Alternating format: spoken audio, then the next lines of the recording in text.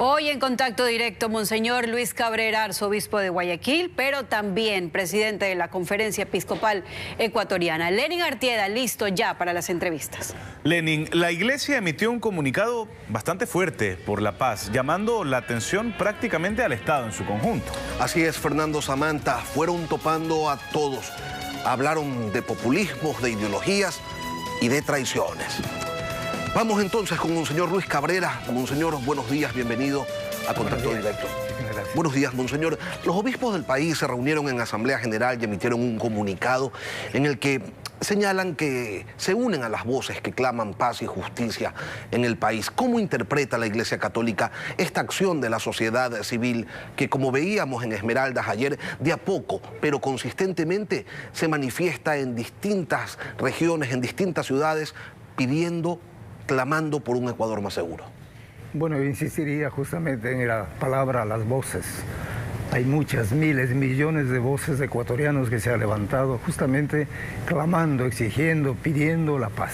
Entonces nosotros como iglesia pues somos una voz más que nos unimos a esta expresión, diríamos, del corazón, de la vida, que queremos paz, pero una paz basada en la justicia, basada en la verdad, basada en la libertad, no una paz a cualquier costo, sino una paz que tiene sus raíces profundamente pues, en el corazón de las personas. Ustedes señalan en su comunicado que la violencia y la inseguridad responde principalmente a dos vertientes, una crisis económica y una crisis política. Hablemos de esto último, Monseñor. ¿Cómo la Iglesia correlaciona la política con la inseguridad? Bueno, el tema de la política, sabemos nosotros que es la búsqueda del bien común, la búsqueda del bienestar de todos los ecuatorianos. Pero cuando grupos, movimientos, personas, en vez de centrarse en este bien común, se preocupan más de sus intereses personales, de grupo, ideológicos, lógicamente la fragmentación, la separación, el enfrentamiento, entonces eso crea malestar, crea inseguridad, crea pues esa zozobra, decimos, ¿a dónde vamos? Es el tema de la política, por eso la invitación justamente a los líderes políticos a que dejen de lado sus intereses personales e ideológicos y piensen en las necesidades, en las aspiraciones del pueblo ecuatoriano. Todos coincidimos en que necesitamos de trabajo, de salud, de educación, de seguridad. Entonces, esa es la invitación justamente a los sectores políticos y también a los grupos sociales, porque igualmente hay muchos movimientos que a lo mejor están pensando en cuotas de poder como dominio, como prestigio, y se olvidan de la inmensa mayoría de los ecuatorianos que realmente son los que estamos en esa situación gravísima. Cuando la Iglesia demanda políticas públicas que favorezcan la paz, el diálogo, la seguridad, la inclusión, usted ha dicho, piensan en salud, en educación, piensan en seguridad, ¿en qué más? Bueno, yo creo que en la familia, por ejemplo, la familia que está desintegrada, que está enfrentada, porque ahí comienza, la experiencia nos demuestra que cuando la familia carece de lo esencial para vivir con dignidad, lógicamente las relaciones internas son muy difíciles, muy complicadas, todo el drama humano, la tragedia inclusive que está en la familia. Entonces pensamos en la familia y pensamos también en los niños, pensamos en los jóvenes que no tienen educación, ¿qué futuro les espera? Entonces ahí las políticas públicas tienen que estar orientadas justamente a que todos los ecuatorianos tengamos acceso a ese derecho que llamamos a la educación, porque sin educación, fíjese usted, yo digo, ¿qué nos espera? ¿Qué nos espera? Monseñor, de la misma manera, cuando ustedes hablan de evitar políticas populistas, porque así lo mencionan en su comunicado, políticas populistas que lleven a una mayor violencia, a una mayor desintegración, ¿a qué se refieren concretamente? ¿Al porte de armas regulado quizás? No. Nosotros del populismo llamamos, digamos, esas soluciones también que llamamos inmediatistas. Por ejemplo, eso de simplemente satisfacer el hambre de ahora. Una especie de dar, bueno, voy a utilizar una expresión, los subsidios, los bonos, que están bien en determinadas circunstancias, pero no podemos caer en eso. Por eso hay que evitar ese tipo de populismos que al final dejan a las personas sumidas en la misma pobreza. Lo importante sería crear fuentes de trabajo. Yo creo que en eso coincidimos con muchísimos. Nosotros no somos sociólogos, politólogos ni economistas, pero digo, si la persona no tiene un trabajo digno, un trabajo justo, un trabajo que le permita vivir con dignidad, entonces nos perdemos. Son los populismos, ¿no? Simplemente, o esos mesianismos también, que las soluciones, las salvaciones vienen de fuera, vienen de lo alto. Y creo que tiene que nacer desde dentro, tiene que nacer desde los jóvenes, desde las familias, desde los grupos. Entonces hay la necesidad de crear fuentes de trabajo para que las personas, insisto, puedan vivir con dignidad de personas y para nosotros, como hijos de Dios. Cuando le piden, monseñor, ustedes a los políticos y a los líderes sociales que dejen de lado sus intereses personales e ideológicos, ¿no están pidiendo imposibles, monseñor? Bueno, lo que pasa es que, digamos, los intereses personales, los intereses, pues yo digo, son legítimos, claro que son legítimos, reconocemos eso, porque al final, pero ¿qué se trata aquí? De poner por encima de sus intereses, que son legítimos, razonables, poner ¿qué cosa? El bien de los demás, el bien común que llamamos nosotros, el bien de la inmensa mayoría de niños, de jóvenes que no tienen para comer, no tienen para educarse. Entonces nosotros nos referimos a ese tipo de cosas. Pero para eso se necesitan principios, se necesita tener ética, se necesita conocer la sociedad a la que se está representando, y esos precisamente, esos tres factores fundamentalmente no los tienen nuestros políticos. Bueno, por eso hablamos también de que es una traición al pueblo cuando se legisla, cuando se practica la justicia y también se ejecutan muchas cosas de espalda al pueblo. Yo creo que ese es el gran peligro. ¿Estamos siendo traidores, monseñor? Lógicamente es una traición, claro, es traicionar a los intereses, a las aspiraciones del pueblo. Mire, el pueblo ha confiado en las personas, ha confiado en sus políticos, ha confiado en sus líderes y de pronto ven que hacen todo lo contrario. ¿Cómo se llama eso? Traición. Ustedes estuvieron coordinando las mesas de diálogo, fueron elemento fundamental para que se sienten a conversar los que piensan distinto. ¿Por qué razón, monseñor, esta iniciativa no pudo ir más allá y construir un consenso de consensos en función de los intereses y las necesidades de las mayorías? No es tan difícil identificar los problemas que tiene el país y entre todos tratar de encontrar soluciones. ¿Por qué no se lo pudo hacer en esta ocasión una vez más? Bueno, nosotros habíamos manifestado que había una limitación. Y la limitación era que era un diálogo entre el Ejecutivo y las organizaciones indígenas y sociales. Pero quedaban fuera otros poderes, el tema del poder legislativo, el poder judicial. Entonces, por eso hablábamos nosotros de una mesa mucho más amplia de diálogo y permanente. ¿Y quién se negó a eso? Bueno, digamos, lógicamente ahí había que invitar a otros poderes, la iniciativa, ¿quién lo tiene? Pues lógicamente eso quedó abierto. Nosotros a lo más que podíamos decir, miren, a partir de la experiencia que hemos tenido, es importante abrir esas mesas permanentes de diálogo con todos los sectores, con todas las agrupaciones, con todas las organizaciones, tanto del mundo civil como del mundo estatal. ¿Hubo mezquindad en las organizaciones sociales que estaban sentadas en esa mesa de diálogo? Ellos se autoproclaman representantes de toda la sociedad y evidentemente no lo son. Bueno, mezquindad no me atrevería a decir. Yo creo que sí es una cuestión de límites, de visiones, pues a lo mejor legítimas, pero siempre parciales. Yo creo que aquí es importante tener presente a los 18 millones de ecuatorianos y creo que nadie puede arrogarse ese derecho, entre comillas, de representar a todo el pueblo ecuatoriano. Yo creo que hay que ser realistas, hay que ser humildes también para reconocer esos límites. Es decir, bueno, hasta aquí llegamos. Entonces, yo sí creo que es importante invitar también a los sectores, cuando hablan en nombre del pueblo, piensen bien si lo hacen en nombre del pueblo o a título personal o de una agrupación particular. Volvamos a las iniciativas de paz de la sociedad civil, monseñor. La Iglesia señala que las apoya. ¿Cómo? De pensamiento, de palabra y de obra también, pues, ¿no? Bueno, por ejemplo, nosotros aquí hay una iniciativa que nació de los jóvenes, 25 jóvenes que decidieron salir de Guayaquil y caminar por la ruta, pues, de la provincia de Bolívar, la provincia de Tungurahua, Cotopaxi.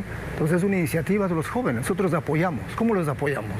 Apoyamos con medicinas, apoyamos con una ambulancia, hemos hecho contactos a lo largo del camino, por ejemplo, para que haya casas nuestras que los acojan, donde puedan descansar, puedan reposar. Y la invitación para el apoyo abierto es también caminar con ellos. Entonces ya hemos organizado que en los distintos trayectos haya grupos de personas que caminen, por eso se llaman 5 kilómetros por la paz, al menos 5 kilómetros. ¿Cuál es el objetivo? Motivar, incentivar, animar, invitar a las personas a volver a soñar, a saber que es posible la paz, es posible volver a confiar en nosotros mismos. Y me gusta, por ejemplo, se ha autodenominado embajadores de la paz, embajadores, enviados. Entonces yo creo que es una iniciativa que nació de ellos y que nosotros como iglesia los apoyamos, pero no solamente desde arriba, sino desde dentro, caminando con ellos. Entonces, hay muchos grupos juveniles nuestros que van a sumarse en esta marcha por la paz. Está programada esta marcha para llegar a Quito el 8 de mayo, al voto nacional. Esperamos que ahí hay una gran concentración de todas estas personas que creen, que aman en la paz. Y nosotros como iglesia estamos junto a ellos. A la iglesia, a las iglesias quizás, ¿les interesaría, monseñor, realizar una nueva convocatoria al diálogo en este país en donde sus actores no se escuchan, simplemente hablan, pero no se escuchan entre ellos y no escuchan a la sociedad a la que representan los políticos, los líderes sociales, quizás incluso los dirigentes gremiales? ¿Es este el momento en el que tenemos que volver a sentarnos en la mesa y tratar de construir consensos en distintos ámbitos? Pero sobre todo, hablemos de trabajo, hablemos de educación, hablemos de salud y de seguridad. En esos 4 puntos, ¿es posible, monseñor? ¿Ustedes podrían liderar una iniciativa en ese sentido? Bueno, habrá lugares donde podemos asumir esa responsabilidad, otras en las que nos sumamos. De hecho, como conferencia episcopal hemos propuesto una marcha o una peregrinación el 13 de mayo. ¿Y por qué el 13 de mayo? Porque recordará usted seguramente, ¿verdad?, cuando Juan Pablo II sufrió un atentado violento. Entonces hemos visto como una fecha emblemática en la que queremos invitar a una marcha por la paz en las diferentes ciudades. También nosotros hemos pensado ya dentro de la iglesia la vigilia de Pentecostés. Para demostrar que es posible vivir entre personas diferentes, diferentes pueblos, lenguas, es posible vivir en unidad, trabajando justamente por aquellos principios comunes o elementos comunes que ha señalado usted, ¿no? El alimento. Hay que comenzar por el alimento, por supuesto el trabajo, la educación, la seguridad. Y eso hablando. Y también hemos dicho que sería importantísimo invitar a la academia, y ojalá lidere la academia, para los foros, para estas mesas redondas, estas mesas de trabajo, justamente donde se vaya a la raíz de los problemas. Usted ha señalado muy bien, es un tema estructural que llamamos el tema de la pobreza, el tema de la corrupción, que son lo que están causando justamente olas de violencia. Entonces hay que ir a las raíces. Es interesante nuestra propuesta. Vayamos a las causas, no nos quedemos en la periferia, en los síntomas, como dicen los médicos, sino hay que ir a la raíz para curar desde ahí. Entonces son esas iniciativas que nosotros proponemos, lógicamente, donde sea posible. Invitaremos, pero también nos sumaremos, porque yo creo que somos parte de esta sociedad ecuatoriana y a todos nos afecta esta realidad. Amamos la paz, queremos la paz, trabajemos por ella. Monseñor Luis Cabrera, arzobispo de Guayaquil, presidente de la Conferencia Episcopal Ecuatoriana. Gracias, monseñor, por acompañarnos hoy aquí en Contacto Directo. Muchísimas gracias a ustedes. Andrea, tú continúas con más. Vamos con los titulares de las noticias más relevantes. Este sábado entra en vigencia la reforma penal que amplía el plazo de la flagrancia de 24 a 48 horas, herramienta útil para policías y fiscales. Desde la administración de Gustavo Yalc, el Consejo de la Judicatura no ha evaluado a los jueces del país. Son más de 1.900 funcionarios que siguen actuando sin que se mida su trabajo. Se espera que entre hoy y mañana se instale el Gabinete de Seguridad del COSEPE para declarar terroristas a varias bandas organizadas de delincuentes. En el país, más de 8.000 hectáreas de arroz, 1.200 hectáreas de cacao y más de 800 de maíz se han perdido por la temporada invernal. Solo en arroz se calcula una pérdida de 24 millones de dólares. Ya regresamos con el asambleísta Mario Ruiz de Pachacutic. Siga nuestra sintonía.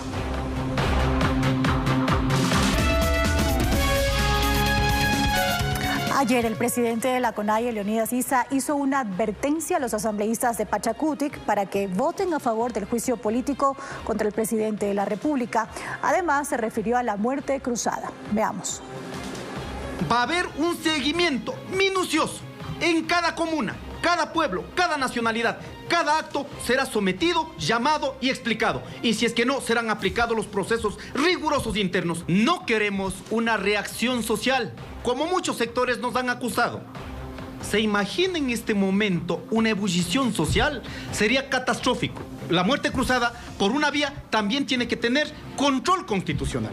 Y las dos opciones no tendría. Inmediatamente nosotros, si es que dictamina el gobierno nacional, inmediatamente pondremos un recurso en la Corte Constitucional. Pero vamos a agotar todos los mecanismos para que no se nos culpen diciendo que somos nosotros los que hemos llamado a la movilización. Lenin, Pachacutic es el segundo bloque más grande de la Asamblea, aunque actúan divididos y ahora hay medición de fuerzas con la CONAIE. Andrea, hay mucho en juego para el país en sus decisiones en la Asamblea al momento de votar en el juicio político. Ya estamos con Mario Ruiz, jefe de bloque de Pachacutic en la Asamblea. Mario, buenos días, bienvenido a Contacto Directo. Buenos días, Lenin. Un saludo cordial y respetuoso a la distinguida audiencia de Contacto Directo y de Coavisa. ¿Por qué no se lo vio ayer en esa rueda de prensa que dio Leonidas Giza, Mario? Bueno, yo estaba en provincia, tenía que cumplir algunos actos de agenda en territorio, por un lado. No pudimos acompañar a esa... ¿Cómo tomaron dentro de Pachacutic la presencia de Mireya Pazmiño, quien fue expulsada de la bancada, pero ayer estaba a la derecha de Leonidas Giza? El compañero Leonidas Giza y la dirigencia de la CONAIE tiene que saber explicar a las bases por qué una persona que actúa directamente como punta de lanza de la Revolución Ciudadana está acompañándole de la mano en las ruedas de prensa y haciéndose ver como que fuese la asambleísta de la CONAIE. Tiene que explicar por qué el jueves pasado, desde el compañero presidente de la CONAIE, ordena a 5 legisladores de la bancada, entre ellos incluso creo que operó la señora asambleísta Mireya Pazmiño, para que voten con el gobierno y con UNES para archivar las reformas a la Ley de Educación Superior que pretendía solucionar los graves problemas que viven los ecuatorianos y ecuatorianas cuando queremos tener acceso a educación superior. Ley que ustedes estaban impulsando, Mario. Estamos entonces ante un escenario en el que Leonidas Giza les exige a ustedes que acaten lo que él dice, pero él hace como que no existió nunca una decisión orgánica del bloque legislativo al expulsar a Mireya Pazmiño y aparece con ella al lado. En todo sentido. Nosotros no queremos de ninguna manera confrontar entre las organización social... No es solamente para tener claro con Pachacutic, pero si los dirigentes, los compañeros dirigentes, creen que un asambleísta que le ha hecho daño al Pachacutic al convertirse en la punta de lanza de la Revolución Ciudadana está en mejores condiciones que para presentar proyectos de ley. Yo pregunto, de las 10 leyes que se quedaron en un acuerdo con el gobierno para después de la movilización de junio de 2022, ¿cuántos de esos proyectos de leyes ha presentado la asambleísta Mireya Pazmiño a nombre de la CONAIE? Ni uno solo. Y son los asambleístas de la bancada de Pachacutic los que han defendido y los que están defendiendo los proyectos de ley que se han consensuado con la CONAIE. Más allá de eso, nosotros decimos, no queremos confrontar, queremos avanzar hacia la unidad y llamamos a todas las bases, no solo de la CONAIE, sino de las otras organizaciones sociales, porque hay que entender que el Pachacutic no es el Pachacutic de los indígenas, ni el Pachacutic de los mestizos, ni de los negros, ni de los blancos. Es Mario, el Pachacutic de todos. Vamos al juicio político. ¿Ustedes ya tienen claro cómo van a votar? Nosotros hemos manifestado 2 cosas. Uno, se tiene que analizar aquí el porqué del juicio y el para qué del juicio. Aquí todo el mundo ha analizado el porqué del juicio y se les va derrumbando como una mazorca de maíz los argumentos que presentan los acusadores. Hablemos del para qué entonces. ¿Del para qué? 3 presidentes nosotros hemos sacado en la historia del país, poniendo muertos, heridos, las organizaciones sociales en movilizaciones. Y los que se han subido a la camioneta, los que se han subido a gobernar con el vicepresidente, no hemos sido nosotros. Hoy piden los votos del Pachacutic para sacarle a Lazo y que suba Borrero y que él sea el que entregue los recursos naturales y las empresas estratégicas junto a quienes están pidiendo la salida de Lazo. Entonces, si nosotros vamos a hacer esos tontos útiles ¿Para qué estamos en la Asamblea Nacional discerniendo, pensando, sintiendo como legisladores de cada una de nuestras provincias? No solo de un grupo de la población. Los 20 legisladores de Pachacutic, los orgánicos, ¿no? Porque hay 5 en la denominada ala rebelde, a la que usted también en algún momento perteneció, Mario. Esos 20 legisladores, ¿cómo van a votar? Nosotros todavía estamos conversando, hemos analizado, seguimos analizando el por qué y el para qué. Vamos a ver qué pasa en la comisión de fiscalización. Si nosotros no podemos anticipar un criterio como han hecho las otras bancadas, vamos por el juicio político. ¿Por qué? Porque hay causales, después se les derrumba las causales. Vamos por el juicio político, ¿para qué? Para solucionar los problemas de inseguridad, para solucionar la falta de acceso a salud, a educación. Se les ha preguntado a quienes están atrás del juicio político. A ver, ¿vamos a garantizar que con Borrero va a cambiar la cosa? No, eso no podemos garantizar. Entonces, ¿qué garantizamos? Entonces garantizamos que se suban al poder para ellos entregar los recursos naturales como la telefonía celular que se va a renegociar en este mayo que viene con Claro y Movistar. O garantizamos que después del juicio político se tomen todos los órganos de control para dejar en la impunidad actos de corrupción de políticos que hoy están prófugos de la justicia. Cuando dice Mario, estamos conversando, sí, yo entiendo que están conversando entre ustedes, pero ¿están conversando también con el gobierno? No, nosotros conversamos entre nosotros, con la bancada, y conversamos con nuestras organizaciones sociales en cada una de nuestras provincias. Vamos a seguir analizando. El voto de Pachacutic será un voto pensado, consensuado y bien analizado en función del bien del país. Aquí quieren mediáticamente presionar y hacer creer que todos los que voten por el juicio político supuestamente están con el pueblo ecuatoriano y todos los que voten en contra del juicio político son los que supuestamente están con el banquero y en contra del pueblo ecuatoriano. Y no es tan así, no es así. ¿El correísmo les ha tocado la puerta? Nosotros hemos conversado incluso con la Revolución Ciudadana, con el Partido Social Cristiano, la Izquierda Democrática y el gobierno en la Asamblea Nacional, y vamos a seguir haciéndolo. Nosotros más bien cuando asumimos la jefatura de bancada extendimos la mano a estos sectores políticos para sacar adelante las leyes que beneficien al país. Vea, la ley... pero yo le pregunto, Mario, si han conversado sobre el juicio político, no sobre proyectos de ley, que sí, son importantes sin duda, pero hoy lo trascendental es el futuro de la democracia, el futuro del régimen, sí, ¿qué va a pasar? Sí, nosotros hemos preguntado al Partido Social Cristiano y a la Revolución Ciudadana. ¿Garantizan ustedes que después de la salida de Lasso va a haber seguridad en las calles, va a haber salud en los hospitales, va a haber educación para nuestros hijos, va a haber, digamos, créditos accesibles para los agricultores y campesinos? Dicen no. No pueden garantizar eso, no pueden garantizar que con Borrero pase eso. Entonces, ¿qué hacen? Entonces mejor vamos a la muerte cruzada. Y con eso demuestran que no están, que quieren el beneficio de los ecuatorianos. No están a favor de la muerte cruzada. Pero sus hermanos gemelos que están ahí, que es la Revolución Ciudadana, pide la muerte cruzada. Usted es abogado y tiene una maestría en asuntos constitucionales, Mario. ¿Usted cree, al igual que otros en el movimiento indígena, Leonidas Issa a la cabeza, que la aplicación del 148 de la Constitución, que decretar que aplicar la muerte cruzada sería entrar en una dictadura?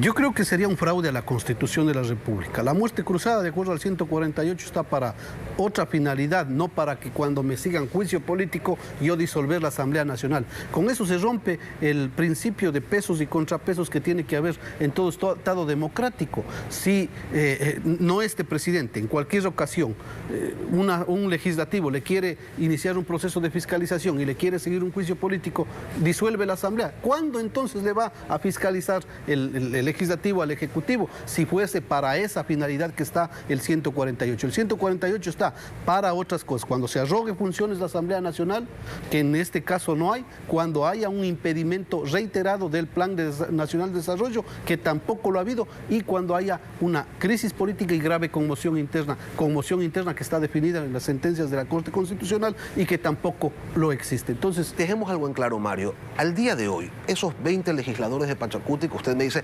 estamos analizando, estamos revisando las pruebas que no existen, lo ha señalado usted. ¿Eso significa que van a votar en contra de la destitución del presidente? No hemos tomado todavía una decisión. Habrá que tomar una decisión en el momento que sea necesario tomar esa decisión. Imagínese, pero tampoco que nadie lo sume entonces como que van a votar a favor. No tiene que sumarse los votos de Pachacutic ni para el un lado ni para el otro. Pachacutic es un movimiento independiente donde no tiene influencia ni mediática del otro lado del océano, ni desde aquí de Mocolí, ni desde la Tacún, ni desde Carondelet. No, señor, acá nosotros tomamos una decisión, nosotros, por el país y por los votantes que votaron por nosotros. La última, Mario, cuando Leonidas Issa dice que va a estar vigilante de las acciones de los legisladores, ¿eso ustedes lo entienden como que va a poner gente afuera de las casas de sus familiares, como ocurrió en junio del 2022 cuando también intentaron votar al presidente de la República? Le pregunto directamente, ¿lo toman como una amenaza? No, yo creo que no es una amenaza. Más bien nosotros lo tomamos. Ellos estarán vigilantes de la actuación de los legisladores y nosotros también tenemos que pedir a las organizaciones, a las bases, que estén vigilantes de lo que hacen ellos como dirigentes, de lo que han hecho en pedir votos para archivar una ley de educación. Entonces, aquí vigilantes tenemos que estar, ellos de nosotros y nosotros de ellos. Aquí todos tenemos que juntarnos para estar vigilantes y para sacar adelante este país. Mario Ruiz, legislador, jefe de bloque de Pachacutic, gracias por acompañarnos hoy aquí en Contacto Directo.